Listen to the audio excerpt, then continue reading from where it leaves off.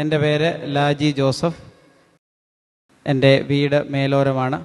എൻ്റെ phone number 9862189407. ഞാൻ നാഗാലാൻഡിൽ ഒരു ചെറിയൊരു സ്കൂൾ നടത്തുകയാണ്. കഴിഞ്ഞ വർഷം 2013 ഡിസംബർ 11 നാഗാലാൻഡിൽ നിന്നും കേരളത്തിലേക്ക് വരുന്ന വഴിയിൽ ആന്ധ്രയിലെ ഗുണ്ടൂർ എന്ന സ്ഥലത്ത് വെച്ച് ഞാൻ ട്രെയിനിൽ നിന്ന് ഒരു ആഴമായ നദിയിലേക്ക്, പാലത്തിൻ്റെ അടിയിലേക്ക് വീഴുകയും ആ അപകടത്തിൻ്റെ ഫലമായി എൻ്റെ നട്ടെല്ലിന് സാരമായ പരിക്ക് പറ്റുകയും ചെയ്തു. എന്നെ അവിടുന്ന് എൻ്റെ സഹയാത്രക്കാരും സുഹൃത്തുക്കളോട് ചെന്നൈയിൽ എത്തിച്ചു.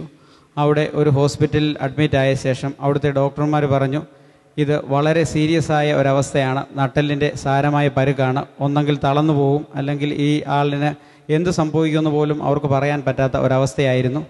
ആ സമയത്ത് ചെന്നൈയിലുള്ള ചർച്ച് ഓഫ് ഇറ്റേണിറ്റിയിലെ സഹോദരന്മാർ ബ്രദർ അരുണിൻ്റെ നേതൃത്വത്തിൽ എൻ്റെ അടുത്ത് വരികയും 13 അവർ എൻ്റെ അടുത്ത് വരികയും ബഹുമാനപ്പെട്ട ദേവസ്യ മുല്ലക്കര സാറ് ഫോണിലൂടെ എനിക്ക് വേണ്ടി പ്രാർത്ഥിക്കുകയും ചെയ്തു. സാറ് പ്രാർത്ഥിച്ചതിൻ്റെ ഫലമായും ദൈവം എനിക്ക് വേണ്ടി ഒരത്ഭുതം ചെയ്തു. എൻ്റെ നട്ടെല്ലിലെ സാരമായ പരിക്കിനെ സാറിൻ്റെ പ്രാർത്ഥനയിലൂടെ കർത്താവായ യേശു എന്നെ പരിപൂർണമായും സൗഖ്യപ്പെടുത്തുകയും എനിക്ക് എഴുന്നേറ്റ് നിന്ന് ഇന്ന് നിങ്ങളുടെ മുമ്പിൽ ഇവിടെ സാക്ഷിയായി നിൽക്കുവാൻ ദൈവം എനിക്ക് കൃപ തന്നു, അവസരം തന്നു.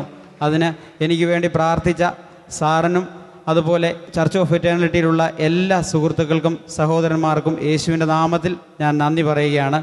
ഈ അവസരത്തിൽ ഒരു തിരുവചന ഭാഗം, സദൃശ്യവാക്യം 4:22, തിരുവചനത്തെ നിൻ്റെ ഹൃദയത്തിൻ്റെ നടുവിൽ സൂക്ഷിച്ചു വയ്ക്കുക, അവയെ കിട്ടുന്നവർക്ക് അവ ജീവനും അവരുടെ സർവ്വദേഹത്തിനും സൗഖ്യവുമാകുന്നു. യേശുവിൻ്റെ വചനം, തിരുവചനം നമ്മുടെ ഹൃദയത്തിലുണ്ടെങ്കിൽ നമ്മുടെ സകല ദേഹത്തിനും അവൻ സൗഖ്യം നൽകും. ഏതൊരവസ്ഥയിലായിരുന്നാലും, നമ്മുടെ രോഗങ്ങളോ എന്തു പ്രശ്നങ്ങളായാലും കർത്താവ് നമ്മെ സൗഖ്യപ്പെടുത്തും. യേശുവിൻ്റെ നാമത്തിന് മഹത്വമുണ്ടാകട്ടെ. യേശു മാത്രമാണ് ലോകത്തിൽ നമ്മുടെ പ്രശ്നങ്ങൾക്ക്, രോഗങ്ങൾക്ക് ഒക്കെയും പരിഹാരം. യേശു ക്രിസ്തു മാത്രമാണെന്ന് ഉറക്കെ പ്രഖ്യാപിക്കുവാനും യേശുവിൻ്റെ വചനത്തിനനുസരിച്ച് ജീവിക്കുവാൻ ഉള്ള ശക്തി ഞങ്ങൾക്ക് പ്രാർത്ഥനയിലൂടെയും ദൈവകൃപയിലൂടെയും ലഭിക്കുമാറാകട്ടെ.